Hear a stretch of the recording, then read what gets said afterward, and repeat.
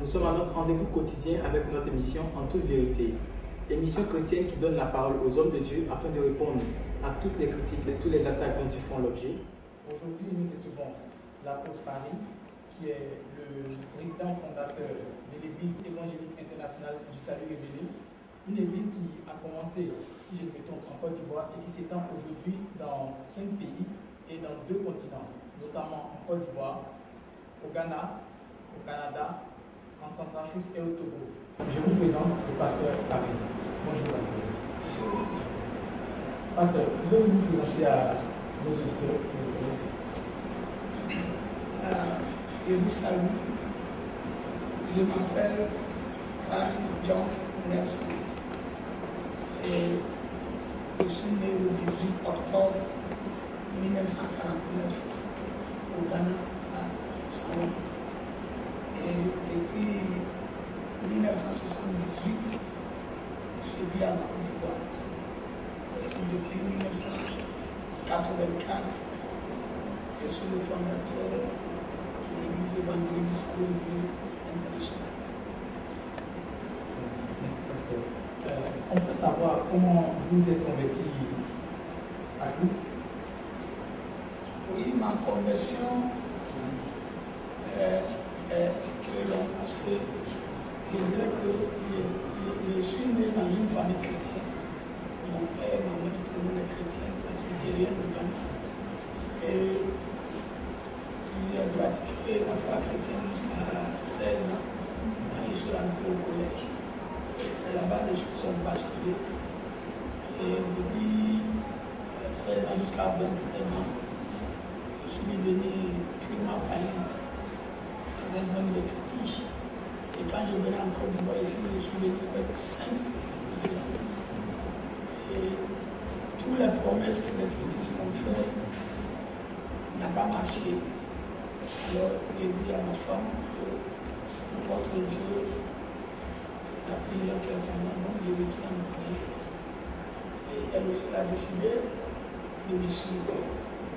C'est ainsi qu'en 1980, déjà j'étais les fétiches. En 82, que j'étais baptisé. Et voilà comment a commencé ma conversion. Tout à l'heure, vous disiez que vous avez décidé de jeter vos fétiches. Qu'est-ce qui a créé le déclic vraiment? Il me plaît à mon intérieur. Mais avec ces fétiches, avec toutes ces promesses, rien n'a marché. Alors, je ne sais pas si c'est par le Saint-Esprit ou bien le déclic. Et je me suis dit, ces fétiches-là ne peuvent rien faire pour moi. Donc j'ai décidé de les brûler même. Mais ma femme m'a dit, non, on va les brûler, on va les donner à la personne qui nous a réunis. Elle dit, c'est comme ça, ils ne vont pas rester dans la maison avec moi. Je les ai déposés dans une maison inachevée. Et 3 mois après, j'ai eu l'argent de les envoyer au Ghana. Aller déposer les fétiches. Donc c'est venu par c'est passé par le Saint-Esprit, mais j'ai eu le besoin et la soif de connaître Christ. Et vous n'avez pas eu peur, parce qu'on sait que généralement le féticheur, avant de vous donner quelque chose, vous dit voici les interdits. Et généralement tout le monde a peur des fétiches. Vous décidez comme ça un jour de vous séparer d'eux. Est-ce que vous n'avez pas eu peur des conséquences?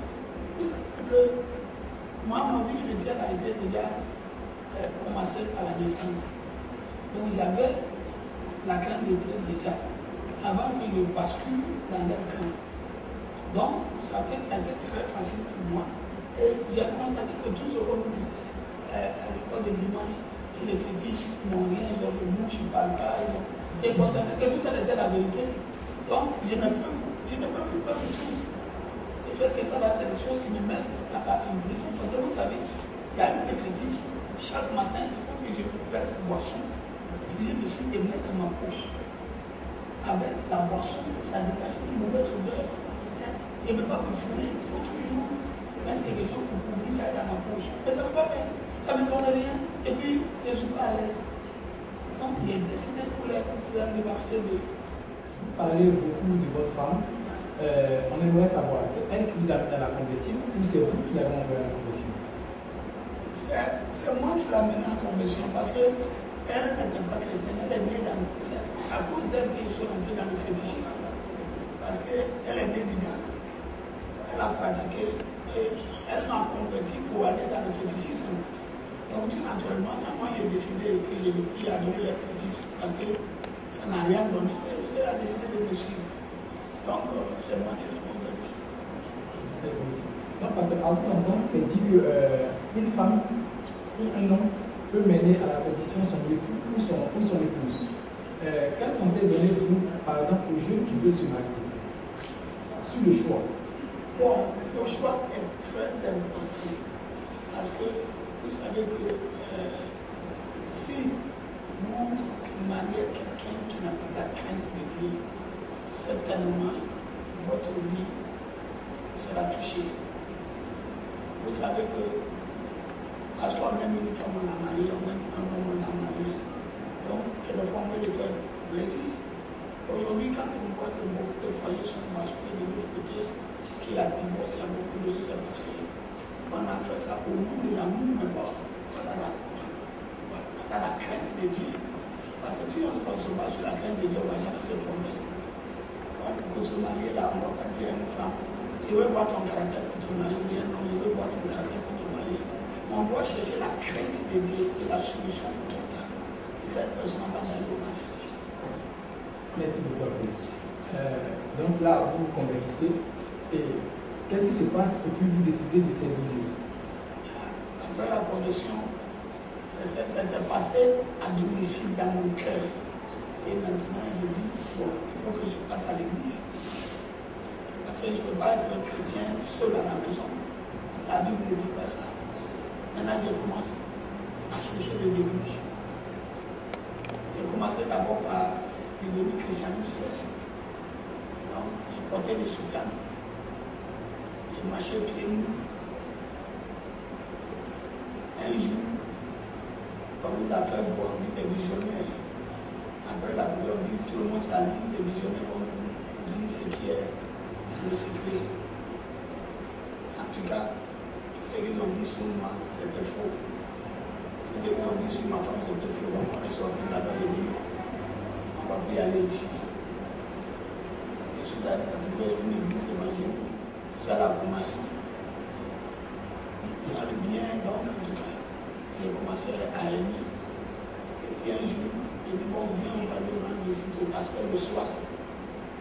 J'arrive là-bas, le pasteur, il a deux grosses bières. Seul devant sa table, et puis il est en train de boire. Quand il m'a vu, on s'est salué, il dit faut que je sois allumé. Il dit, mais tu es venu pour dire, je veux te saluer. Il dit, tout d'abord, tout de suite, il dit oui. Il n'est pas envie de m'asseoir. Il ne m'a pas posé des questions, je suis parti. Il fait une semaine, il ne partait pas là-bas, il est venu me trouver à la maison. Il dit, ah, mais maintenant tu viens plus chez moi ici. Il y a quoi? Il dit, oh, c'est rien. Il dit, mais je veux d'avoir des billets là, mais bien, ça ne fait rien. Il dit, bon, pour vous, ça ne fait rien, mais moi, ça me fait quelque chose.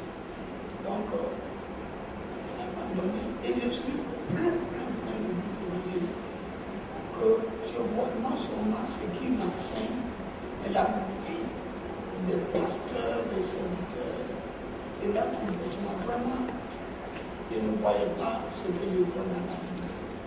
Ça m'a découragé. Mais quand même, il faut que je sois baptisé. Donc, je suis entré dans une église.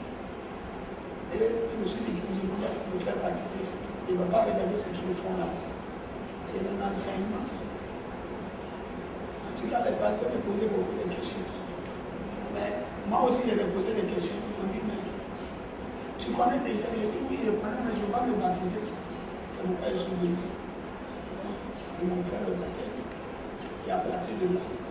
Mais ce que je n'ai pas dit, c'est qu'avant même que je quitte le Ghana pour venir, il y a des rêves qu'ils avaient faits. Et quand je suis venu ici, il y a des rêves qu'ils avaient faits, mais je n'ai jamais pensé que c'était pour la conversion. Donc, voilà comment ça a commencé. Maintenant, pour servir Dieu, c'est une bonne histoire. On va quand même résumer. Oui, je vais résumer. C'est parce que ce que j'avais décidé dans mon cœur, c'est que je ne vais jamais devenir enseignant dans la vie.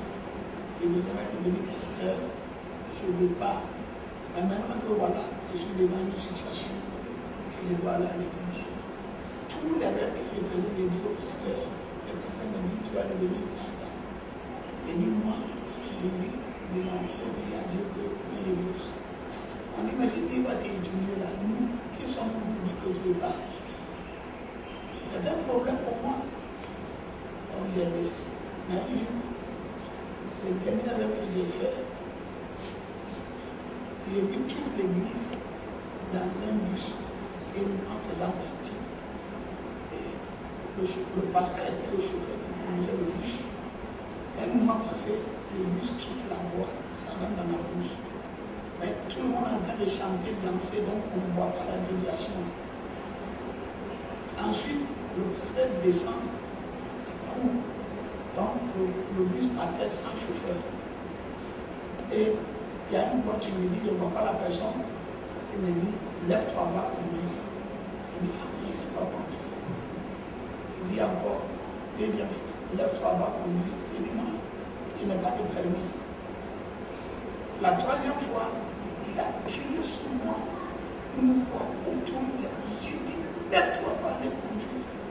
Donc j'ai faufilé la foule, j'allais m'asseoir. J'ai tiré le frein à main et le bus s'est arrêté face à un mur. Mais tous ceux qui sont déjà en train de chanter dans ce soir, ils ne se s'occuper de rien. Maintenant, je suis descendu. J'ai regardé derrière le mur. La fossée, on ne voit pas encore. Donc j'ai dit à tout le monde, venez voir. Tous ceux qui descendent, qui voient, commencent à pleurer. Alors je me suis réveillé. Mais je n'ai pas compris. Moi, en ce cas-là, le président là même, et je l'ai sur lui, là, il est arrêté à la Sûreté nationale. Il est arrêté parce qu'il a fait des faux papiers. Et donc, il est arrêté. Et j'ai traduit ça à l'église que les gens veulent tuer le pasteur, il a fui, Dieu l'a sauvé. Mais quelques mois plus tard, la vérité s'est dit à nous que le pasteur là, il s'est fou. Il a fui comme j'ai vu. Au Burkina, ils ont failli me tuer. Il a échappé. Et puis, il a abandonné. Moi, tout ça là, il est devenu pasteur. Ce soir, 5 pasteurs sont venus me voir. Il dit, toi, tu donnes beaucoup de conseils au pasteur. Maintenant, on a décidé que ça soit toute l'église que tu donnes le conseil. Donc, on est venu te voir. Il dit, non, je ne veux pas devenir pasteur. Je ne veux pas. Moi, je veux aider l'église de mon argent. Je veux aider l'église, mais je veux devenir pasteur. Il dit, non, tu ne deviendras pas pasteur, mais tu vas donner que les conseils. Voilà, j'ai commencé le premier jour de conseil. J'ai commencé en pleurant. Ma Bible est mouillée de larmes. Tout le monde a pleuré. À la fin du culte, l'église s'est laissée. Donc voilà le commencement d'une nouvelle mission que le Seigneur m'a confiée. Vous avez été au Christianisme Céleste. Vous êtes parti. Vous êtes allé dans une autre église. Ensuite, vous avez constaté que le pasteur pouvait de la bière. Vous êtes parti. Et on sent que vous avez fait plusieurs églises. Or, avant de venir ici, beaucoup d'entre nous ont dit que vous êtes très critique à l'égard des pasteurs. Et que vous ne pardonnez pas, vous ne tolérez pas le péché. Et même que vous faites plus que Dieu en étant plus dur. Qu'est-ce que vous dites? Moi, je pense que ceux qui disent ça, ils ont raison d'une part et n'ont pas raison d'autre part. Parce que moi, si la Bible est vraiment la parole de Dieu pour eux, donc c'est que la Bible, la parole est Dieu. Et c'est par la parole qu'on peut connaître Dieu, qu'on peut s'approcher de Dieu. Alors, la Bible nous fait savoir que tout ce que l'Ancien Testament représente, ce sont des exemples de déviation grave de peuple qu'il a mentionné pour nous, pour que ça nous serve d'exemple. Ce qui est arrivé là ne nous arrive pas. Maintenant, Christ est venu pour nous apporter la perfection. Et toujours, c'est la même chose. Mais ce qui est écrit dans la Bible dit que ça, c'est péché. Si tu fais ça, voilà ce qui va t'arriver. Moi, je ne peux pas regarder ça et puis dire aux gens que ça ne fait rien. Parce que ce n'est pas moi qui suis l'auteur de cette parole. C'est lui qui a écrit la parole, qui a montré ce qui peut t'arriver, des prédictions, de souffrance. Mais il y a l'impression qu'aujourd'hui, les pasteurs sont d'accord avec le monde pour se moquer de Dieu. Moi, c'est ce que je vois. Parce que si tu ne veux pas suivre la parole de Dieu telle que ça a été crié, je crois qu'il ne faut même pas dire que je vais à l'église. Il ne faut même pas dire que je vais crier l'église. Il faut rester dans le monde. Faire tout ce que tu veux, alors personne ne peut te poser la question. Aujourd'hui, on sait que si dans une commune, quelqu'un n'est pas chrétien, il boit, il fume, il vole, il défile les filles là, personne n'en parle. Mais si un pasteur fait un seulement de ça là, son nom est partout. Ça veut dire que même le monde dans le péché sait que le pasteur n'a plus le droit de faire ça. Aujourd'hui, c'est ce qu'ils font les pasteurs. Alors, nous sommes tous des humains. Nous avons des faiblesses. Mais je dis qu'il faut que la faiblesse aussi, que ce qui concerne les choses de Dieu, soit au moins 2-3%. Mais si maintenant 84% c'est pour le diable et 5% pour Dieu, écoutez, je crois que moi ça ne fait pas possible. Donc l'apôtre indexe beaucoup le péché pour que le peuple de Dieu soit pauvre. C'est ça. Mais on sait aussi que l'apôtre a travaillé à la base. Et il nous a, à la Banque mondiale. Et il nous a aussi dit qu'il ne voulait pas être pasteur. On veut savoir, est-ce que ce n'est pas parce qu'aujourd'hui l'apôtre ne travaille plus qu'il a décidé de servir Dieu à 20 ans? Non. Quand vous voyez, j'ai eu mon baptême en 82. Le même 82, la même année là, j'étais employé à la Banque mondiale. Vous voyez, il y a quelque chose que je voudrais expliquer pour que les pasteurs comprennent. Un jour, un pasteur est venu me voir, il travaillait, et puis une prophétie est venue qu'il a appelé par Dieu. Donc, il doit servir Dieu. Donc Dieu a dit à celui qui a donné la prophétie qu'il doit abandonner son service et puis aller servir Dieu, que Dieu va s'occuper de lui. Sans réfléchir, il a rendu sa démission. Et maintenant, il est au service de Dieu, mais il ne voit pas l'aide que Dieu donne. Et ça devient un problème. Après, c'est difficile de vivre. On l'a chassé dans sa maison. Il est parti vivre avec ses beaux-parents. Et chaque matin, on l'insulte. Vous savez, Dieu peut utiliser qui que ce soit. Et être au service, être travailleur de par Dieu peut t'utiliser. Donc moi, quand j'ai eu mon emploi, vous voyez, j'ai signé un contrat avec Dieu. J'ai dit à Dieu, moi, au lieu de donner de 10%, moi, je vais donner 90% pour Dieu. Et puis moi, je vais garder les 10%. C'est audacieux ça. Donc, vous voyez, quand je travaille mon argent, je soutiens les pauvres, les besoins de l'église, c'est ce que je faisais, je n'étais pas mon pasteur. Donc, quand je suis devenu pasteur en 84, on a créé l'église. Je ne peux pas démissionner parce qu'il va s'occuper des problèmes de l'église. Il y a des malades, il y a des pauvres, il y a des enfants déscolarisés. Donc, je suis pris au service de Dieu. Comprenez? Et cet argent-là, ça a aidé beaucoup de personnes jusqu'à aujourd'hui. Donc, ça parce que je suis retraité et je fais du travail en plein temps. Donc, au moment où j'étais au service, on avait cette grâce que les congés, si tu veux tout prendre, tu peux accumuler les congés. Donc, moi, je n'ai jamais pris congé annuel. Moi, j'ai accumulé. Et chaque fois qu'il y a des croisades à faire, il y a des funérailles, il y a des choses, et toujours je suis disponible pour pouvoir faire toutes ces activités-là. Et je fais attention que l'argent que je gagne là soit au service de Dieu. Aujourd'hui, vous êtes le président d'une église qui a plusieurs structures économiques. Comment tout ça s'est fait? Tout cela s'est fait, c'est parce que avant que je vienne à la retraite, je me posais toujours la question que cette manière d'enseigner la vérité biblique, si demain je ne suis pas là, comment cette église peut continuer à fonctionner? Donc, avant que je vienne à la retraite, le souci était là, de créer le taux emploi pour l'église. quand je suis venu à la retraite, j'avais le choix de prendre la retraite en 100 ou bien aller vivre à pension.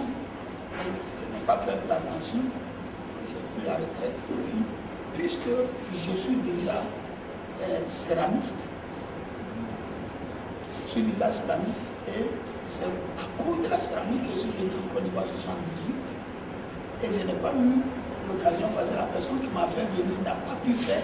Je comprends que ce n'est pas pour la personne qui m'a fait venir, mais c'est Dieu qui m'a fait venir au sujet de l'église.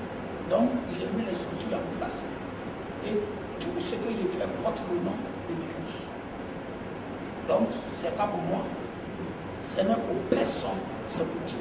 Je voulais dire que tous les investissements que vous avez fait avec votre argent de retraite, vous les avez mis à la disposition de l'église. De l'église. Tout. On est tenté de se poser, est-ce que l'apôtre n'a pas de famille? L'apôtre a de famille, mais Dieu l'a appelé de sa famille. Et la femme de l'apôtre, elle accepte cela? Pourquoi pas? Si elle accepte, c'est qu'elle n'est pas ma chance. Vous voyez, la question que les gens doivent comprendre, c'est que quand Dieu t'appelle, tu dois accepter si tu es prêt à se détacher du monde. Parce que Jésus dit, si tu n'es pas prêt à charger de ta croix, à renoncer à toi-même, il ne faut pas venir me suivre. Vous comprenez? Et puis il dit, celui qui va aimer son père, sa mère, sa femme, son enfant, c'est bien, ou même sa propre vie plus que moi n'est pas dit. Mais toutes ces paroles-là sont des français. Et ça veut dire ce que ça veut dire. Et celui qui va entrer dedans doit comprendre. Donc aujourd'hui, les gens se lèvent, ils se jettent comme des personnes qui ne savent pas nager, qui se jettent dans l'eau. Donc ça devient quoi? Suicidaire.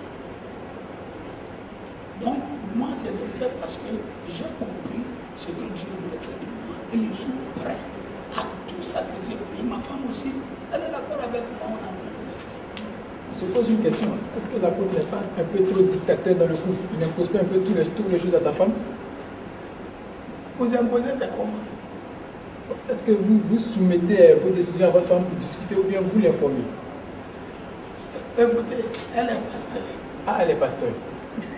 Elle-même, elle a été ordonnée pasteur avant moi. Donc il n'y a pas de discussion à ce sujet. Ok, je pense qu'on va passer à une deuxième phase. Vous êtes arrivé en Côte d'Ivoire et comme je l'ai dit, vous avez été révélé au grand public au travers d'une affaire, cette affaire Béanzin. On peut savoir réellement, avant d'attaquer brutalement cette affaire, qu'est-ce que vous pensez? Est-ce que vous croyez réellement que la sorcellerie ou la magie peut s'exercer dans l'Église? C'est oui et c'est non. C'est oui et c'est non parce que vous savez, il y a des personnes qui peuvent aller prendre des pouvoirs pour venir exercer dans la maison de Dieu. Tout ça, ça cause d'argent. Est-ce que vous comprenez? Et cette affaire Béanzin, je n'ai pas voulu dire quelque chose de là. Parce que vous savez, depuis 30 ans que je fais l'œuvre, je n'ai jamais fait publicité. Je n'ai jamais fait des affiches. Parce que celui qui m'a appelé là, Dieu là, il me connaît. Et je ne travaille pas pour quelqu'un d'autre. Je ne veux pas l'approbation d'un homme. Ce n'est pas un homme qui va me dire que tu as bien fait. Moi, j'attends à ce qu'on me dise que tu as bien fait. Quand je vais mourir, et je serai en face de Dieu. Celui seul qui me dit, j'ai bien fait, j'ai mal fait. J'attends à ce que Christ vienne me trouver et me dire que, bon serviteur, tu as bien travaillé. Donc, ce que je fais là, je ne regarde pas l'homme. Donc, je ne veux pas de publicité. Mais quand cette affaire est venue là, je n'ai pas voulu dire quelque chose. Il y a un de mes frères, pasteur, et monsieur évangéliste, qui m'a dit, mais papa, ce truc-là, c'est tu n'as pas de chose à me dire. J'ai dit oui. Donc, j'ai écrit un article. Et c'est que je voulais préciser. Ce n'est pas la première fois que ces choses arrivent dans le monde. En Côte d'Ivoire, c'est la première fois que les gens parlent de ça. Mais Ça existe au Ghana, ça existe au Nigeria, aux États-Unis, on a eu beaucoup de choses avant. Donc, ça va qui est arrivé là. Moi, je pense que quand c'est bon, on m'a invité à la télévision. Mais pour m'inviter là, je crois que peut-être, si ce n'est pas trop dit, je ne sais pas si peut-être c'était organisé pour m'humilier. Mais vous savez, moi aussi, mon cœur est simple. J'aime tout le monde et je ne garde pas les choses dans mon cœur contre quelqu'un.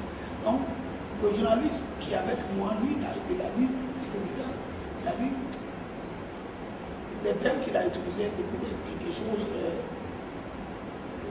triste n'est pas bien. Donc, on a dit qu'il faut laisser. Ce qui est sûr, c'est qu'on nous a appelés, il faut qu'on parle. Mais pendant le débat là, j'ai compris tout de suite que c'est pour me libérer. Mais de toute façon, si c'est pour me libérer, Dieu sait au fond de mon cœur que je ne vis pour personne. Je vis pour Dieu. Donc, en tout cas, la manière dont c'est passé, il refuse de me faire parler. On m'insulte. Or, tout de suite là, puisqu'on m'insulte, on me dit des choses, il faut aller faire pouce-pouce, il faut aller faire maçonnerie, toi tu es qui pour faire pasteur, tu connais quoi, tu es étranger, tu es ceci. Vous voyez, je ne veux pas céder et puis devenir comme eux. Vous voyez, on dit que pour répondre au coup de pied de l'âme, c'est pour aussi faire comme lui. Donc moi, tu peux m'insulter, mais je ne vais jamais t'insulter. Tu peux me manquer de respect, mais je laisse tout à Dieu. Donc c'est ce qui s'est passé.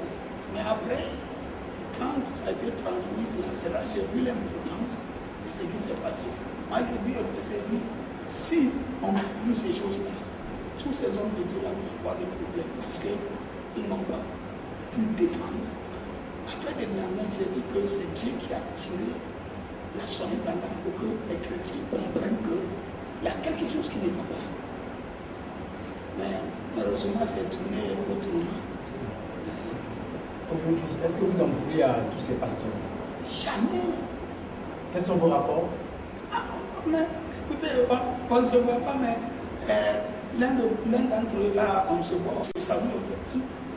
Moi, je ne peux pas. Vous êtes prêt à aller vers eux, à avoir des programmes avec eux, tout ça? Écoutez, avoir des programmes avec quelqu'un, même mes enfants qui sont ici, qui sont avec moi, si tu quittes la voie, je n'ai pas de programme à faire avec toi. Parce que vous savez, moi, je n'aime pas la compromission et je n'aime pas l'hypocrisie. Il faut dire que quelque chose n'est pas bon, c'est pas bon. Mais moi, je ne suis pas politicien. Le politicien, lui, il sait que ce qu'il te dit là, c'est mensonge, mais il va te louer. Mais moi, je ne peux pas faire ça. Est-ce que tu comprends? Si tu as quitté la voie de Dieu, ce n'est pas moi qui t'a donné les instructions, c'est Dieu qui t'a donné. Donc, si tu as quitté la voie de Dieu, là, moi, si je coopère avec toi, là, ça va donner quoi? Donc, l'apôtre veut dire que tous ces hommes de Dieu là ont quitté la voie de Dieu. Moi, je ne dis pas que tu as quitté la voie de Dieu, mais écoutez bien, voilà ce que la Bible dit. Okay. Dieu dit, si tu fais ça, c'est que moi, je vais te faire ça. Donc, si tu as fait, moi, je sais que, regarde, par exemple, je vous donne un exemple simple. Moi, je suis chauffeur, je conduis. Vous voyez qu'on arrive à un cap où il y a un feu. La Bible, le code de route l'a dit quoi? Si tu arrives là-bas, il faut arrêter. Moi, j'arrive là-bas, je passe. S'il y a un policier qui est là, il n'arrête pas tout le monde. C'est toi qui l'arrêtes. Il a raison, il n'a pas raison. Il a raison parce que ce que la loi a dit là, si tu ne conduis pas, tu peux traverser le feu, personne ne te voit. Mais parce que tu conduis. Et c'est ce que beaucoup des hommes aussi veulent faire aujourd'hui. Et comme ça, moi, je ne peux pas être d'accord. On va revenir un peu. Est-ce que l'apôtre affirme que effectivement la sorcellerie et la magie sont véritablement entre l'Église? Si. L'ambiguïté qu'on a, comment quelqu'un peut être sorcier, magicien et invoquer le nom de Jésus? Est-ce à dire que le nom de Jésus n'a plus la puissance qu'il avait d'après? Quand on lit la Bible, les Juifs disaient, mais où sont ces miracles dont parlaient nos pères avant? Est-ce à dire que quand on lit la Bible, on sait que le nom de Jésus est puissant? Mais aujourd'hui, on nous parle de magie, de sorcellerie, mais on voit que toutes ces personnes le font aussi au nom de Jésus. Quelle est la vérité? Voilà. Vous savez, souvent, il y a des choses je me trompe parce qu'on est trop léger.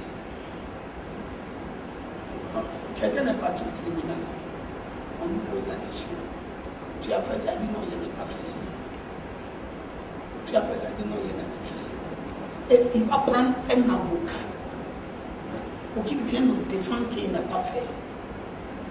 Quand on parle, on dit son avocat a utilisé la loi. C'est-à-dire qu'il a déformé la loi. Hein, il a convaincu le juge et on a libéré. Il est libéré. Mais est-ce qu'aussi il sera libéré? Ce que nous sommes en train de faire là, ce n'est pas la chair. C'est une œuvre spirituelle. Ça m'étonne que tout le monde dit que je fais l'œuvre de Dieu. Mais si tu fais le travail de quelqu'un que tu ne fais pas comme la personne veut, il ne te paye pas la fin. Pendant que tu fais là, tu peux faire comme tu veux. Mais si tu finis qu'il te donne ton salaire. Donc vous voyez, on ne doit pas dire qu'il a fait ceci là. Moi je dis la vérité. Si quelqu'un est en train de faire la sorcellerie et qu'il dit le nom de Christ, cela ne veut pas dire que c'est bon. Vous comprenez? Donc moi, ce que je sais, c'est que Dieu est guéri. Ce que je sais, c'est que Dieu délivre. Ce que je sais, c'est que Dieu, il fait tout. Mais il ne faudra pas que je fasse quelque chose qui va me montrer que, comment on appelle, ce que je suis en train de faire là. Non, il faut que je blague les gens pour que je gagne l'argent. Moi, Dieu a fait beaucoup de miracles à travers ma mère. Ce n'est pas moi qui ai fait. Et les gens me disaient, il faut filmer, il faut garder, il faut des témoignages. J'ai dit non, si je le fais, demain si Dieu ne fait pas, qu'est-ce que je vais dire? Donc je n'ai pas besoin pour dire que moi j'ai fait ça. Je n'ai jamais su faire quelque chose. C'est Dieu qui l'a fait. Apôtre, la question que l'on se pose, quelqu'un qui est magicien et qui invoque le nom de Jésus, bon, pourquoi est-ce que Dieu lui-même ne se manifeste pas pour le terrasser? Mais ça continue. Chose bizarre, il se dit que c'est ce genre de personnes qui prospèrent. Mais quand tu vois, moi je n'aime pas citer les versets bibliques, mais j'aimerais vivre ce qui est dans la parole. Vous voyez, Dieu dit, laissez les croix ensemble. Hein? Est-ce qu'on est arraché? Dieu dit non. Donc Dieu, qui n'a pas voulu, est-ce qu'on arrache les livrets là? Il ne veut pas tuer le pasteur qui fait ça parce qu'il donne la grâce à tout le monde pour se repentir. Si tu ne te repens pas et que tu meurs dans ton péché, alors tu es inexpuissable. Donc Dieu ne va pas frapper. Mais cela ne veut pas dire que ce que tu lui as dit est dedans. Est-ce que tu comprends la chose? Dans ce cas, et les pauvres brebis, comment elles vont s'arranger? C'est les brebis qui font pitié. Mais quelque part aussi, eux aussi ils veulent. Un jour, on m'a invité quelque part à Cocody, je leur ai dit que s'il y a des faux prophètes, c'est vous qui les faites. Et puis les gens disent, ah, comment? J'ai dit, mais il vous dit des mensonges, c'est ce que vous aimez. Vous voyez, quand tu étudies bien la parole de Dieu, ce qu'ils font là, ils font ça pour la chair, c'est pas pour l'âme. Tu vois, or le combat là, c'est pour l'âme, c'est pas pour la chair.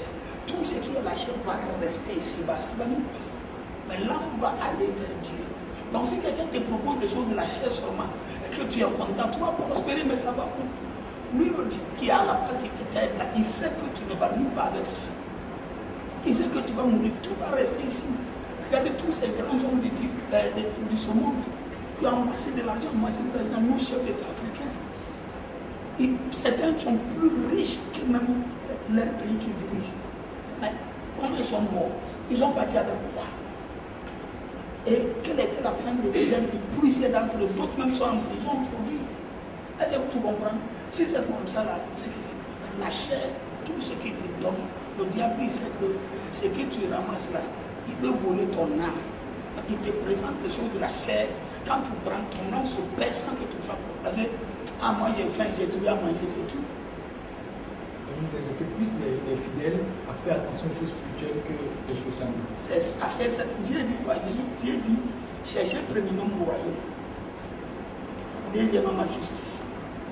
Et après, tout le reste vous sera donné par-dessus. Si vous comprenez bien le français, moi je suis anglophone et je n'ai jamais fait les banques français. Mais je comprends ce que ça veut dire. Chercher, là, il faut mettre toute l'attention pour chercher le royaume. C'est-à-dire que la vie que Dieu veut que tous ses enfants vivent, les anges vivent au ciel. C'est de cette manière que tu dois vivre sur la terre. Et ensuite, la justice. Ça veut dire qu'il ne fait rien de malhonnêteté. Quand tu fais ces choses-là, il dit maintenant tout le reste, donc tu as besoin de vie. Dieu te donne une mesure d'accompagnement qui te permet de chercher le royaume de la justice. C'est des mesures d'accompagnement, c'est pas ton salaire. Apôtre, Oui. On va maintenant parler de l'église en Côte d'Ivoire. C'est vrai que nous avez dit qu'il y a des pratiques qui ne sont pas très intéressantes, mais on se rappelle encore de cette histoire du prophète Malachi, qui a jeté le discrédit sur l'église même ivoirienne, avec des prophéties et tout. Qu'est-ce que vous pensez de tout ce qui est en train de se faire, avec aujourd'hui cette guerre de leadership qui se fait aujourd'hui en Côte d'Ivoire?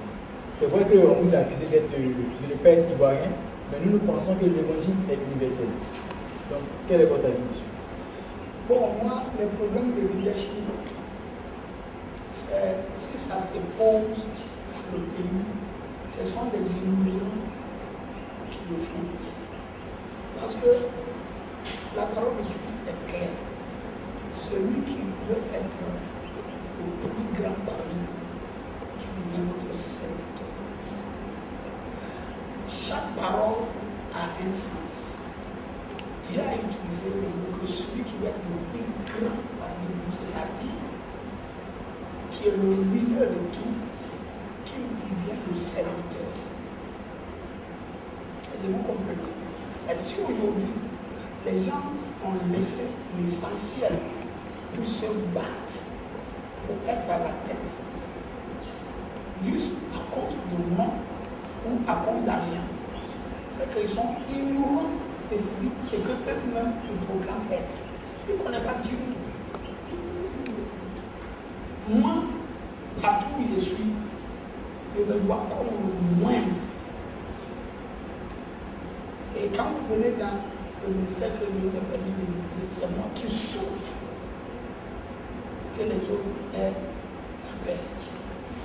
Est-ce que vous comprenez? Donc, le leadership en vérité, vous voyez, il y a des ici que même les parents mettaient pour qu'il y a une fois s'asseoir le soir à gauche. Jésus les a dit, il faut s'asseoir à gauche et à droite. Vous voyez, ça là, c'est pas moi qui va le faire. Mais ce qui est important, même on dit, on a prié, les démons qui sont soumis à nous, ça veut dire que tu es le pouvoir. Et ça, Christ m'a fait savoir que ce n'est pas ça le plus important. Le plus important, que vos noms soient inscrits dans le royaume des cieux.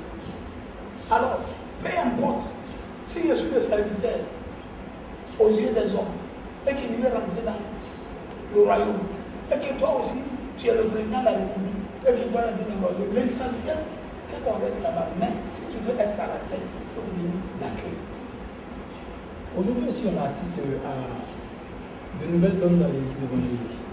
On attend souvent bishop, archibishop, révérend. D'autres même se font appeler maître, sa sainteté, souvent des noms qui n'étaient pas des évangéliques. On peut comprendre. Est-ce que les ministères, c'est uniquement pour 7 ministères qui sont dans la Bible ou bien il y a des extensions? Quelquefois, bon, je faillis rire un peu parce que c'est comme si nous sommes en train de faire du théâtre. Vous voyez, c'est l'impression que moi je vois, c'est comme si nous sommes en train de faire du théâtre. Il faut appliquer la sagesse et la logique. Est-ce que vous comprenez? La sagesse, c'est quelque chose que beaucoup de personnes ne considèrent pas. Or, Dieu nous fait savoir que personne ne peut devenir sage si ce n'est pas quelqu'un qui commence à craindre Dieu. Donc la crainte de Dieu, c'est le commencement de la sagesse. Alors, pourquoi tu veux porter un nom juste pour flatter un peu? Donc ce titre que tu portes là, est-ce que je peux, si je comprends anglais, français, moi je veux dire que c'est usurpation de titre. Amen. Est-ce que vous comprenez? Alors, nous ne sommes pas dans cette affaire. On sait que Dieu nous a dit, parmi son peuple là, il n'y a pas de grec, il n'y a pas de juif, il n'y a pas de libre. Vous voyez, nous sommes tous la même chose. Donc, qu'est-ce qu'il nous faut? Si j'étais un peu que tu m'aimes, il m'en fout, c'est que tu es sous. Moi, quand j'ai commencé là, je finance l'église. Moi, j'ai construit des tableaux pour l'église. Mais je n'étais même pas diacre, je n'étais même pas ancien, je n'étais pas passé, j'étais sanctifié, mais j'ai construit un temple. Mais je n'ai pas pris ça comme si c'est moi qui suis quelque chose. Je n'ai jamais accepté d'être élevé aux yeux des hommes. Ce qui est important, c'est de faire l'œuvre que je dois faire. Quand Christ était dans le monde, c'est lui seul qui a parlé pour que les fleurs de l'humain s'éteignent. Il n'y a pas quelqu'un d'autre qui a fait. C'est lui seul qui a marché sur les eaux. C'est lui seul qui réveille les cadavres, qui a tout fait ces choses-là. Mais qu'est-ce qu'il a fait? Les gens l'ont insulté, il n'a jamais répondu. Il n'a jamais été ordonné. Il n'a jamais insulté quelqu'un. Il accepte toutes sortes de souffrances tranquillement, comme s'il était. Et la Bible dit de lui qu'on a conduit comme un agneau. Même à la croix, mais il pouvait dire Dieu que tout ce peuple a disprésé la vie. Mais il n'a pas fait. Aujourd'hui, on cherche le nom. Donc c'est pas nécessaire. C'est pas nécessaire du tout. Pas nécessaire. Est-ce que tout ça, c'est pas inquiétant? C'est inquiétant. Qu'est-ce que l'apôtre qui, on le connaît, qu'est-ce que lui fait pour ramener ses frères, pour ramener ses collègues? Qu'est-ce que l'apôtre fait? Parce qu'il ne s'agit pas seulement de rester dans votre camp. Est-ce que vous allez vers eux pour leur parler ou bien est-ce que vous... Ça vient, vous voyez, il y a quelque chose que moi, je comprends de Dieu. Dieu, il est patient. Moi, je n'ai jamais trouvé ma route. Si Dieu veut que je passe là, le temps qu'il faut prendre, je vais prendre pour que Dieu crée le chemin pour moi pour que je passe. C'est-à-dire que je n'ai jamais forcé quelque chose. En entendant que vous attendez, il y a des gens aussi qui vont à la perdition. Oui, parce que si tout ce qui m'a parlé là, ils vont me donner un autre mot. Ils vont me traiter d'autres choses. Mais il faut laisser à ce que le moment arrive. Ouais, je vais vous dire une chose, parce que regardez le peuple d'Israël en Égypte. Il crie à Jésus, on peut dire, il faut nous sauver. Quand Dieu a suscité Moïse pour le faire sortir là, quelle a été leur réaction? Ils ont failli lapider Moïse à la mort devant la mer rouge. Que toi et ton Dieu là, vous nous avez fait nous tuer. Est-ce que tu vois? Aujourd'hui là, il y en a plus que ça en Côte d'Ivoire aussi. Alors, laissez le temps. Moïse a été patient. Donc vous attendez le temps de Dieu. Ah, c'est pas que ça vient. Parce qu'aujourd'hui, il y a plusieurs hommes de Dieu qui se dirigent vers moi. Et que je leur dis que le ministère qu'ils ont fait là, c'est sous erreur. Il faut qu'ils cassent pour recommencer. Parce que le ministère est une maison. Est-ce que vous comprenez? Il y a dit que la vie chrétienne là, ce n'est pas un terrain de jeu d'hasard. La vie chrétienne, c'est une vie de conviction et de consécration. Il faut comprendre. Tout simplement, on vient de l'église dans l'église. Est-ce que vous croyez qu'il y a quelque chose qui pourra se faire pour arranger l'église en Côte d'Ivoire? Quel avenir vous voyez pour la Côte d'Ivoire de demain? Avec ce problème de Malachi qu'il y a eu, ces problèmes de sorcellerie, ces problèmes de leadership, est-ce que vous pensez que l'église a un avenir en Côte d'Ivoire? Si quelqu'un n'a pas passé des épreuves, il n'aura jamais d'expérience. C'est les épreuves qui forment des personnes expérimentées. Moi, je suis sûr et certain, l'évangile vrai qui va sauver l'humanité véritablement va partir de la Côte d'Ivoire. C'est ce que je veux. On va maintenant aller dans le monde. Hier, c'était la journée internationale du sida. Mais on se rend compte que depuis des années, plusieurs campagnes sont menées, il y a des gros financements qui sont faits. Mais cette maladie-là n'arrive pas vraiment à disparaître. Comme la peste a disparu, la peste a été vaincue, le paludisme a été maîtrisé, mais le sida continue de manière croissante. Qu'est-ce que vous en pensez? Parce qu'on ne traite pas les problèmes de sida comme il fallait. Vous voyez, c'est un problème qui est lié à l'homme. Et ça là, comment les gens aiment la déprivation, ils aiment la fornication, l'adultère, ces maladies liées à ça. Mais vous savez, quand moi j'étais encore au service à la banque, on m'avait envoyé beaucoup de cartons de préservatifs que je devais distribuer. Et j'ai dit à la directrice qui était chargée de ça que moi je ne vais pas distribuer ça. Il dit mais pourquoi? Il dit moi je suis pasteur. Mais je sais que ça c'est pas la solution. La solution c'est l'abstinence totale. C'est la fidélité. Et si on dit aux gens d'arrêter, ça va arrêter, mais les ports de préservatifs ne résolvent pas le problème. Et je vais l'expliquer pourquoi. Parce que ça là, même les avions supersoniques qu'on a fait, on a trouvé des failles. Et ça, c'est des simples précautions qu'on donne aux utilisateurs. Est-ce qu'ils ont mené des enquêtes avec des groupes spéciaux pour voir que c'est pas percé? Ils n'ont pas fait. Ça va aussi déchirer à n'importe quel moment. Donc, en les distribuant, on ne fait qu'augmenter les fléaux.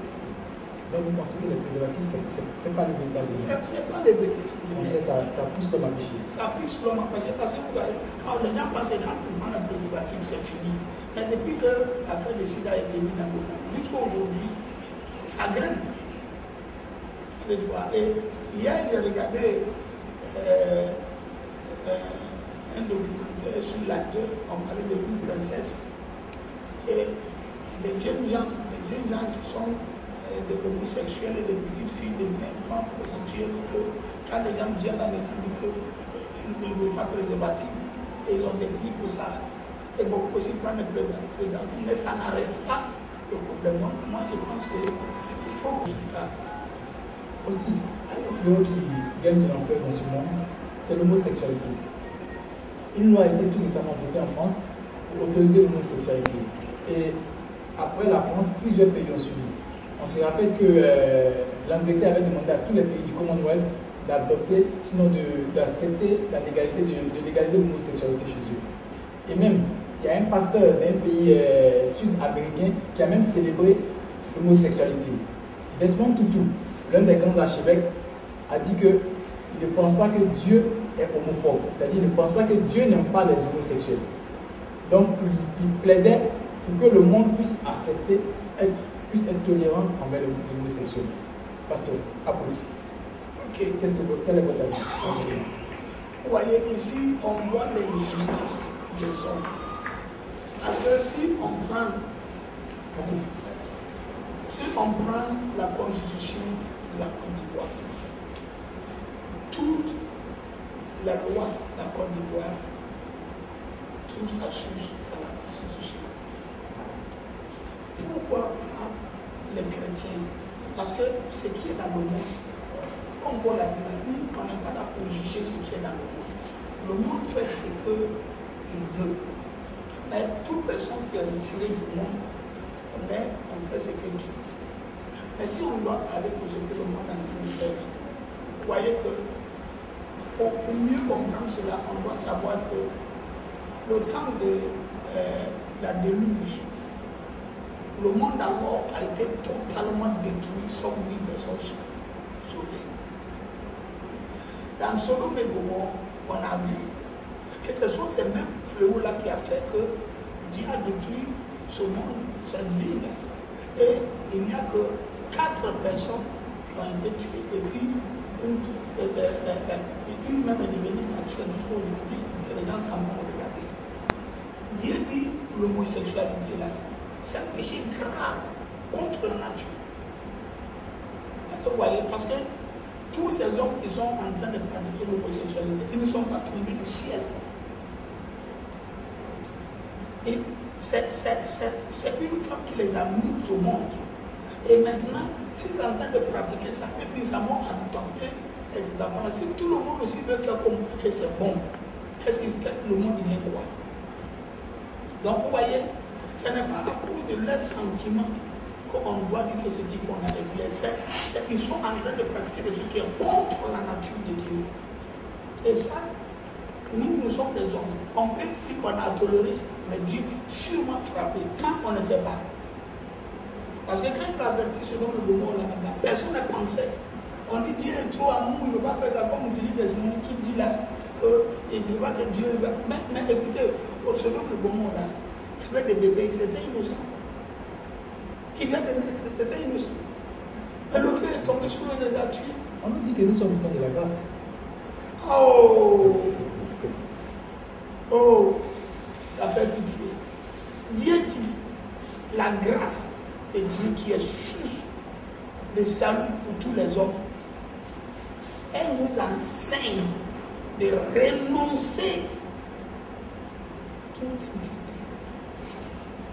Comment est-ce qu'aujourd'hui, concrètement, on peut arriver à expliquer que cette nation-là, qui accepte de faire ces choses que vous dites contre nature, c'est elle qui prospère. Et c'est la nation qui, aujourd'hui, essaie de s'approcher encore aux choses qui sont dites bonnes, mais sont sous la domination. Mais Dieu dit, n'envie pas le pécheur qui réussit sur sa musique. Ne l'en veux pas. Sûrement, ça fait rien. Vous voyez, des fois quand on veut suivre quelqu'un, son malheur, on va partager. Et tu vois, on dit qu'il prospère. D'accord? Mais il faut aller. Vous savez qu'aux États-Unis, le pays que tout le monde rêve d'aller. Et puis il faut regarder le taux de suicide. Il faut regarder le taux des malheureux, ceux qui se marient, qui se divorcent. Il faut aller voir des personnes qui se lèvent. C'est la misère, l'argent de donne le bonheur. Et c'est vrai, non? Vous voyez, le monde entier est en train d'aller contre son créateur. Et c'est un danger. Mais qui va croire? Parce que quand on vient chez nous ici en Afrique, nous leaders, c'est là-bas qu'ils s'en vont plaider pour venir. Quand l'argent vient là, on est nombreux, hein? Mais il y a une petite minorité qui vont bouffer l'argent là bien. Les autres aussi souffrent. Est-ce que tu vois? Parce que si nous, leaders, qui s'en vont prendre l'argent pour donner, s'ils pensent à ce que tout le monde soit côté, comme Dieu a dit là, on doit partager selon les besoins de tout le monde. Est-ce que tu vois?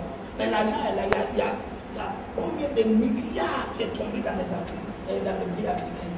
Mais la population là, c'est combien de millions? On a ici, c'est beaucoup, même là, c'est 23 millions. Et si vous avez 4 000 milliards, on n'a qu'à donner 1 milliard à une seule personne. Hein? On peut donner, même, disons, il faut donner 1 million à chaque citoyen. Il faut te débrouiller avec ça. Ça peut aller. Ça peut se faire. On parle au nom du développement. On développe. Mais écoutez, quel vaut le développement, comment on appelle ça, infrastructure sans un développement humain. Allez, tu vois, regardez toutes les rues, là, il faut aller dans les grands bureaux. Tu vas rentrer là, les toilettes là, c'est sale. C'est bouché, papier là, ça sont partout. C'est que les personnes là, les humains ne sont pas développés. Est-ce que l'autre question qu'on peut se poser, est-ce que ce n'est pas aussi parce que les chrétiens, sinon les hommes de Dieu, se sont soit éloignés de la politique ou font la politique de la mauvaise manière? Ce n'est pas ça. Parce que la politique là, ce n'est pas pour les hommes de Dieu. Ah bon? Je vais vous expliquer. La politique là n'est pas pour les hommes de Dieu. Est-ce que vous comprenez? Parce que tout le monde a besoin de Dieu. Mais tout le monde appartient à une partie politique. Tout le monde a besoin de Dieu. Mais tout le monde appartient à une seule partie politique. Donc si tu es le pasteur et que tu as fait la politique, quel sera ton parti politique? Et les autres n'ont pas fait quoi? Quand tu viens dans ton église, est-ce que tu peux faire le culte avec les membres de ton parti seulement? Donc Dieu est pour tout le monde. C'est pour ça que le pasteur est là pour tout le monde. Donc l'église ne doit jamais rentrer dans la politique. Parce que si, regardez, hein, tous les partis politiques sont des royaumes qui passent. Donc aujourd'hui, il est là, demain, il est plus là. Après, le même autre, le Dieu là, il est toujours là. Est-ce que, demander à l'église de ne pas faire la politique, ce n'est pas demander à l'église de subir la politique, puisqu'on ne va pas influencer sur les lois, on ne va pas influencer sur la direction du pays. Non. Je veux bien t'expliquer pour que tu comprennes. L'église, aujourd'hui, là, ce sont les pasteurs qui font la politique. Mais regarde, les fidèles qui sont dans l'église, ils n'ont pas fait le travail, ils n'ont qu'à apprendre à l'école. Il n'est pas pasteur, il est ministre. Mais il fait son travail correctement, il n'est pas politicien. Quand la politique rentre là, écoutez, il se regarde comme les ennemis. Tu fais aujourd'hui, si tu es un homme d'affaires prospère et que tu fais la politique, demain, tu vas tomber. Parce que celui qui est au pouvoir là, qui n'est pas ton affaire, il va mettre tous les bâtons dans tes rues pour que ça te détruise. Tu ne peux pas te permettre pour que tu deviens riche pour soutenir autre parti politique. Donc, toutes ces choses-là, les gens ne réfléchissent pas assez. Donc, en fait, si aujourd'hui un homme politique vient dans votre église, s'est converti à l'église du salut révélé, vous avez dit d'arrêter de faire la politique? Converti. Il est bien fidèle, à un moment. Il est le domaine d'arrêter la politique. Je veux le conseiller d'arrêter la politique. Et on va aller plus loin. Si aujourd'hui le président vous appelle pour être le pasteur du président, comme on le voit souvent. Moi, être pasteur du président. Oh, là, je préfère que je meure. Parce que je ne veux pas être pasteur de président. Pourquoi? Pasteur de président, mais si demain il n'a plus de président, il devient quoi? Aujourd'hui, il est président, mais si demain il n'est plus président, moi, il devient quoi? On se rappelle un peu que dans la Bible, il y a des rois qui avaient des prophètes, des sacrificateurs à leur côté pour les guider. Oui, mais il y avait 450 qui ont trouvé le roi. Mais il y a un seul qui lui a donné des directives qui n'a pas suivi, mais c'est ça aussi qui est la vérité. Peut-être que c'est moi aussi qui ai donné les bonnes directives. Alors, mais si c'est comme ça là, moi je ne veux pas devenir pasteur d'un président. Je veux devenir pasteur de Dieu pour le peuple, pour penser leurs frères, pour les orienter, pour les enseigner à faire ce qui est bien dans la nation.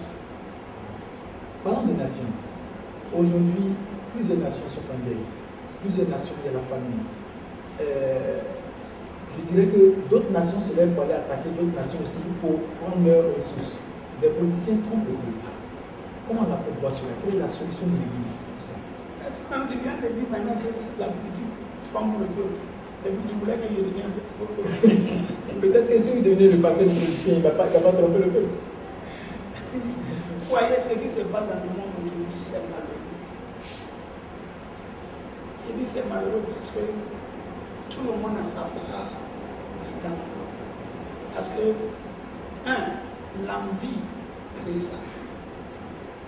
Quelqu'un, même s'il est mauvais et qu'il est élu président, s'il est mauvais, il a 5 ans, il a 10 ans de quitter. Pourquoi tu veux tuer quelqu'un? Pourquoi tu veux blesser quelqu'un? Pourquoi tu veux détruire quelque chose qui est pour la nation? Parce que l'homme qui là-bas, tu n'aimes pas sa tête. Pourquoi tu dois faire ça? Et tu vois. Donc, s'il est mauvais, comment? Il faut le laisser faire tout ce qui est mauvais. Quand son temps va arriver, il va quitter. Si on ne comprend pas des choses comme ça, là, ça va arriver un moment là. Personne ne peut gouverner le monde. Et le monde sera invivable. Est-ce que ce n'est pas aussi parce que l'apôtre a un peu peur qu'il ne parle pas? Il y a pas de quoi? Non, parce que aujourd'hui, on est en train de parler. Quand l'apôtre constate aussi des choses, c'est vrai que dans l'église, on reconnaît l'apôtre comme étant le pasteur qui indexe beaucoup de péchés. Mais quand les politiciens font des choses, pourquoi l'apôtre ne monte pas au créneau? Il dit, écoutez, là, ce que vous faites, ce n'est pas bon. Écoutez, la première fois que j'ai tenté là, tu as vu ce qu'ils ont fait. Donc moi, je laisse le temps au temps. Quand je dois faire là, ce que je suis en train de faire là, ça va aller quelque part. Okay. Les gens vont entendre. Quand il y a un problème, ils vont dire que là, il y a un vieux quelqu'un là, on va aller demander ce qu'il va dire. Ça vient. Petit à petit, mais quelqu'un est venu me dire ici, un pasteur, que je n'ai qu'à faire tout possible pour accumuler, appeler tout le passé de la Côte d'Ivoire, puis venir enseigner. Et puis, tu vas me dire en erreur. Il dit, moi, il ne va pas faire ça. Il dit, pourquoi il ne va pas faire ça? Tout le monde va voir ça comme l'orgueil. Que je me lève, donc je ne vais pas faire ça. Si Dieu veut que je le fasse, il doit commencer dans mon petit coin là, pour donner la preuve que voilà ce que je peux faire de rien. Et puis maintenant, si de l'autre côté, il y a beaucoup de personnes qui sont à voir ça, je me dis que non, on n'a qu'à de confier ça. Donc je suis en train de m'organiser, tant bien que mal, pour voir comment je peux être au service de Dieu et au service de la nation. On va revenir encore. On a fait le tour du monde, on va revenir à l'église. Ouais. Le centre céramique, comment c'est géré? Comment ça se fait? Vous avez dit que vous-même vous avez fait la céramique, tout ça. Et aujourd'hui vous avez fondé un très beau centre, vous employez plusieurs de vos fidèles. Comment c'est géré? Est-ce qu'ils sont payés? Est-ce que quand ils travaillent, le pasteur met véritablement les fonds à la disposition de l'église? Est-ce que ces fidèles-là, comment ils se sentent dans l'église? Bien, je vais vous dire de vérité la question. En principe, le centre-là, les personnes qui sont dedans ne devaient pas être dans le centre. Mais c'est pour l'église. Donc, il y a au moins 25 personnes qui travaillent là-dedans. Et on a, jusqu'à ce qu'on vient de goûter, le SMIC à 60 000. Mais les personnes qui sont ici, c'est depuis le salaire minimum qu'on peut ici, c'est de 30 000. Et ça va jusqu'à 80 000. Et toutes ces personnes-là, quand ils sont malades, ils ne payent pas les médicaments. Oui. L'apôtre a fait la céramique. Est-ce que l'apôtre continue de pratiquer? Ou bien c'est pas le patron qui donne les ordres et puis il est assis? Moi, je ne donne pas des ordres aux assoirs. Le problème là, si je me apprendre, les gens me demandent pardon de ne pas le faire. Mais je suis la personne qui, ça fait quasiment 1 an que j'ai réduit mon travail. Que je fais le travail quand c'est nécessaire parce que je peux former les gens aussi. On n'a pas assez de moyens, on n'a pas assez de machines. On manque de moyens, mais on se débrouille pour faire dans ça, on a projeté de construire aussi une école. Voyez, une école qui va être une école modèle. On va commencer à changer, à former à changer de mentalité à bas âge. À envoyer les gens sur le plan civique. Hein, et puis, des bons morales. Si vous voyez. Et puis, approcher des gens, comment il faut travailler. Aujourd'hui, quand tu marches et tu vois des élèves, il a 3, 6 ans, 10 ans, mais quand il croise un vieux minute point, tout ça là, c'est pas bon. Comment on va parler? Il faut changer de mentalité. Donc, à partir de janvier 2014, on va commencer la construction de l'école. Tout ça là. Grâce au centre céramique. Grâce au centre, grâce à l'église. Est-ce que ceux qui viennent, par exemple, comment sont recrutés les gens du centre? Est-ce que c'est des gens de l'église ou bien vous baladez pour prendre des gens? Tout à l'heure aussi, vous avez parlé des orphelins. C'est des orphelins qui sont issus de l'église ou bien n'importe qui peut venir aujourd'hui solliciter l'aide de la l'apôtre? La charité bien ordonnée commence par soi-même. Donc, vous voyez des personnes à qui on donne l'évangile, mais qui ont du mal à vivre, on commence par eux. On a des projets qui va bientôt sortir du cadre de l'église et que ça va aider l'humanité. Parce que notre souhait, c'est que tout le monde puisse connaître Dieu et puis vivre correctement. Donc aujourd'hui, si tout le monde a des choses à faire, qui va voler qui? Est-ce que le business et l'église, le pasteur arrive à concilier ça? Mais qu'est-ce que c'est business et l'église? C'est-à-dire faire les affaires et gérer l'église. Mais je crois que c'est la continuité. Parce que je ne vois pas quelqu'un qui a faim qui va aller prêcher l'évangile. Et je ne vois pas quelqu'un qui a faim et puis qui va écouter l'évangile. Donc l'apôtre conseille aux hommes de Dieu et aux chrétiens de travailler. Tout le monde doit travailler. Ce qui est étonnant, c'est que les Africains s'élèvent chez les Américains, chez les Anglais, ils n'ont pas les dons l'argent. Mais il faut aller voir là-bas. Il est pasteur, mais il est peintre. Il est pasteur, il est menuisier. Et il économise l'argent, il dépose à la maison de Dieu, et puis il prend, il envoie au pasteur. S'il veut l'acheter pour tout climatiser le dedans. Il donne le rendez-vous au petit filo maquis. Mais l'argent du pasteur qui a travaillé là-bas, il envoie, et puis toi tu fais ça, tu ne seras pas maudit. On nous dit que Dieu veut que le pasteur travaille à plein temps, qu'il soit bien disposé. Écoutez, ceux qui sont là à plein temps là-bas, tu l'appelles pour toi, tu as un problème, tu ne regardes pas. Il est en plein temps, mais il n'a jamais le temps.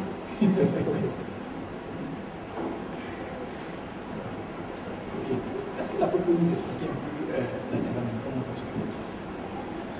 La céramique, vous savez, c'est... Moi, je suis très passionné en parlant de ça. Ça nous montre la dimension de Dieu. Parce que la Bible nous dit qu'on doit aller voir le potier. Quand il prend la gigue en train de former, ce qu'il est en train de faire là-bas, c'est gâter. Dans le potier a le pouvoir de redonner autre forme à ce qui est gâté. Et ça va devenir plus important que ce qui a été gâté. Donc, le potier là, c'est la terre qu'on prend pour faire sortir des objets utiles alors dans ça. Mais pour mieux en parler, il faut que, vous voyez, prendre la gile et puis on doit laver pour enlever tout ce qui est dedans. Les racines, les cailloux, tout. Il faut les filtrer pour que ça soit maniable. Et puis maintenant, si c'est manière plateau, un peu de l'homme sur la machine, le plateau tourne, mais tu dois lui donner toutes les formes à partir de tes doigts. Apparemment, ça c'est un métier qui passionne l'apôtre en dehors de l'évangile. Mais c'est ce que j'ai fait. Ça, c'est la seule chose que j'ai appris dans ma vie. Grâce à tout ce que vous me voyez faire, c'est Dieu qui m'a donné comme ça. On vers la fin de notre interview. J'ai une question qui pourrait être une question un peu mal posée, mais je vais la poser. Si aujourd'hui, l'apôtre n'était plus de ce monde, qu'est-ce qu'il voudrait que les gens retiennent de lui? Si je dois mourir aujourd'hui, tout ce que je veux que les gens retiennent de moi, c'est qu'il y a un homme qui est passé dans ce monde, qui a aimé son prochain comme lui-même. C'est tout. Parce que tout est dedans. Il y a des gens qui m'insultent le matin, à midi, ils me donnent à manger. Est-ce que vous comprenez?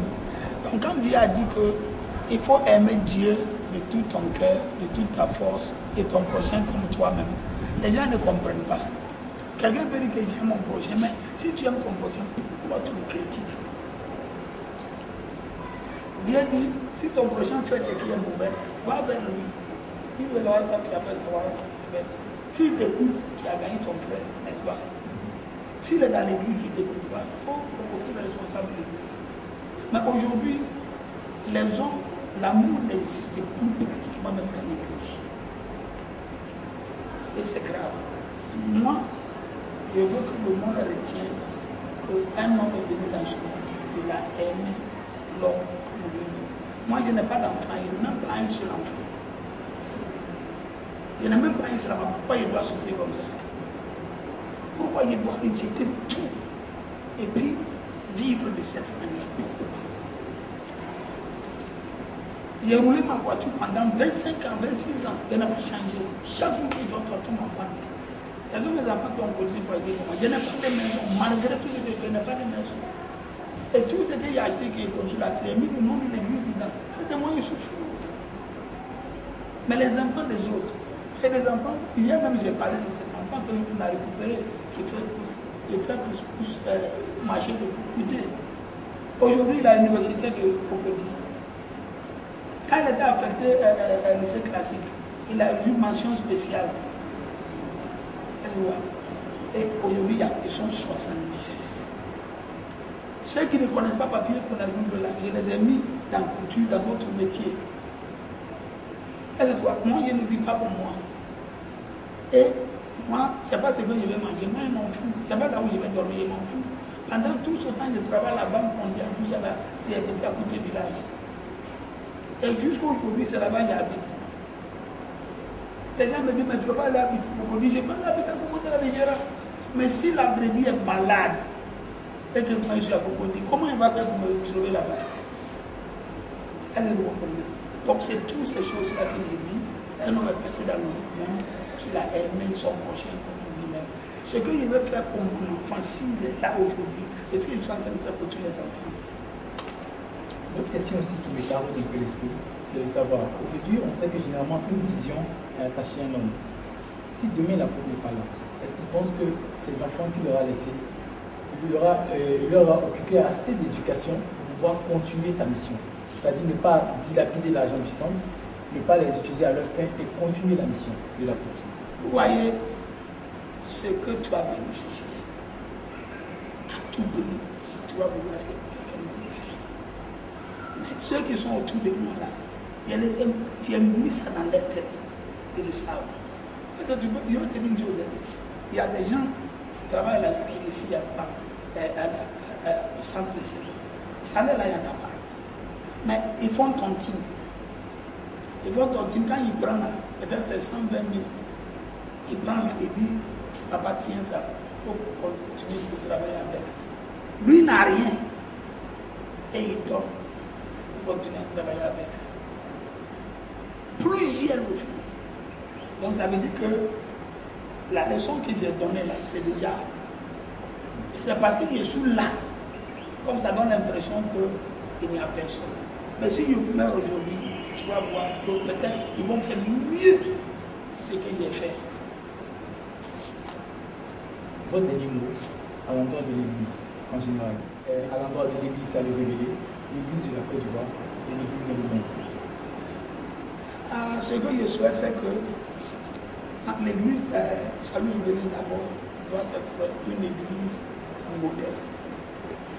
Et que les fidèles doivent être des fidèles modèles, craignant Dieu. Et que, vous voyez, priorité, c'est la volonté de Dieu. Et que je souhaite que ce modèle-là s'étende sur toute la Côte d'Ivoire. Et la Côte d'Ivoire au monde. Et ça a commencé. Parce que moi, autrefois, beaucoup de hommes de Dieu me disaient que l'apôtre n'est pas l'esprit de Dieu. Parce qu'il ne pourra pas parler en langue. Il n'aime pas prophétie. Mais la logique, c'est que moi, il ne peut pas parler en langue avec ma propre conscience. Moi, si je sais que les gens sont là, il va parler en langue pour que tout le monde sait que j'ai l'esprit de Dieu. C'est faux.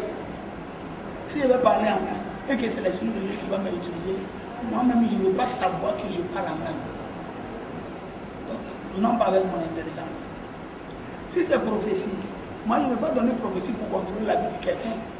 Voilà ce qui a créé des problèmes et qui continue de créer des problèmes. Toutes les prophéties qu'ils ont données là. Quelqu'un dit, oh, Dieu dit que tu vas te marier, je reçois.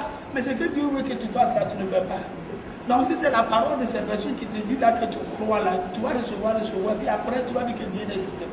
Parce que ça ne va jamais arriver. Mais si je ne te fais pas la prophétie, et je parle du péché pour te montrer que si voilà c'est les choses qui font que Dieu va te détruire le péché. Si maintenant tu n'aimes pas dans le péché là, tu deviens ami de Dieu. Dieu maintenant va te bénir. Mais il ne te dit pas quoi il est. Voilà. Il faut aller maudire les enfants. Je dis non, ce n'est pas possible. Ils ont dit non, il faut aller maudire. Dieu non, il a dit les gens vont venir là. Pourquoi tu fais? Il dit d'accord. Ils sont venus dire oh, il fait pareil. Maintenant, ils envoient des présents. Quand il a vu le présent là, il dit attends, je vais aller demander à Dieu, peut-être il va changer. Quand il est parti, il dit il faut partir. Et il partait, il a envoyé un ange le tuer sur la route. Mais ce que les gens oublient là, c'est que le prophète qui voit, qui donne une prophétie là, maintenant que lui-même arrive, il ne voit pas. C'est son malheur, hein? Mais il faut attendre. Et si ce n'est pas possible, là, il dit, il faut envoyer vos jeunes filles là. Vous les envoyez dans le camp des Israéliens. Quand ils vont commencer la fornication avec la Dieu, lui-même va les frapper. Donc c'est le péché qui permet à ce que Dieu frappe quelqu'un. Alors si je te dis, ma soeur, mon frère, fuis le péché, c'est pas moi qui dis, Dieu il est dans sa parole. Il dit, fuis le péché. Donc tu dois fuir. Fuir le péché ne veut pas dire qu'il faut regarder pour canasser, il faut fuir. Donc si tu fuis le péché là, qui va te détruire? Personne. Au contraire, Dieu va te bénir. Donc mon souhait, c'est que l'église, le salon du bébé, et l'église, la Côte d'Ivoire, et l'église du monde entier, craignent le péché, hein, et qu'il adore Dieu en vérité et en esprit. Merci beaucoup. Alléluia. Gloire soit rendue à ton nom, Seigneur.